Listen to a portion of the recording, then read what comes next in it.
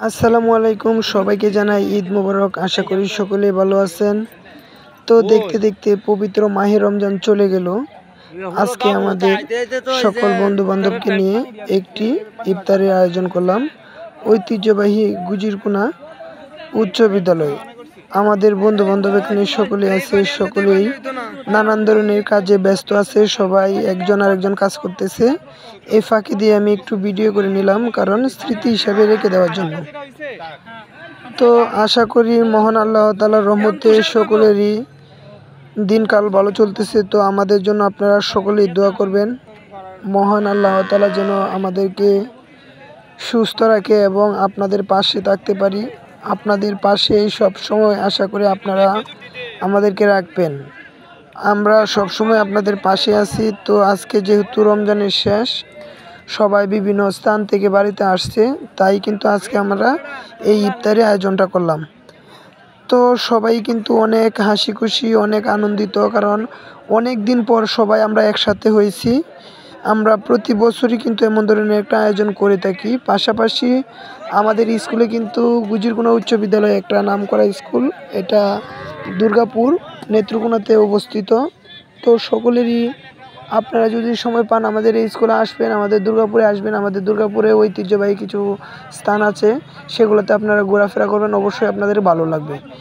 তো কথা বাড়াতে চাই না, কালকে যেহেতু পবিত্র ঈদই, সবাই ঈদের কেনাকাটা করছেন, ব্যস্ততা আছেন, সবার জন্যই শুভকামনা রইল। এবং আমরা এখানে যারা আছি আমাদের জন্য আপনারা দোয়া করবেন, কারণ আপনাদের দোয়ায় আমরা বহু দূর এগিয়ে যেতে পারবো। কারণ মানুষ দোয়া করলে সব কিছুই সম্ভব, এবং আমরাও আপনাদের জন্য দোয়া করব। কারণ মহান আল্লাহ তাআলা পবিত্র একটি মাস রোজা রাখার পর আমাদের কালকে যেহেতু আমাদের ঈদ, তাই সবাই একসাথে চলে আসবেন।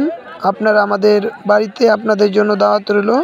এইদিকে দেখেন আমার বড় ভাই সাকিব, আরও সবার কাছে তো আর পরিচয় করানো যাবে না, তাও এক দুজনের নাম বলি যারা খাবার পরিবেশনা করতেছে। ওই যে বাবু, এই বাবু ছেলেটা একটু দুষ্ট, যাই হোক সে একটু সমস্যার জন্য রোজা রাখে নাই, তাই সে খাবার ইফতারের আগেই খেয়ে ফেলেছে। ওই যে সাকিব তাকে আবার নিষেধ করতেছে, কি করলে এটা। ওই পাশে আছে তুষার, এই পাশে আরও অনেকে আছে, সবার নাম বলা তো সম্ভব না। এখানে খাবার দিতেছে রাকিব, আমির হোসেন, ওই পাশে আছে মিনারুল, ইমরান, স্বাধীন। তো সবাই মিলে আমরা আজকে আয়োজনটা করলাম, অনেক আনন্দ হয়েছে। যেহেতু আজকে শেষ রমজান, স্মৃতি হিসাবে রেখে দিলাম গুজিরকুনা ঐতিহ্যবাহী মাঠে।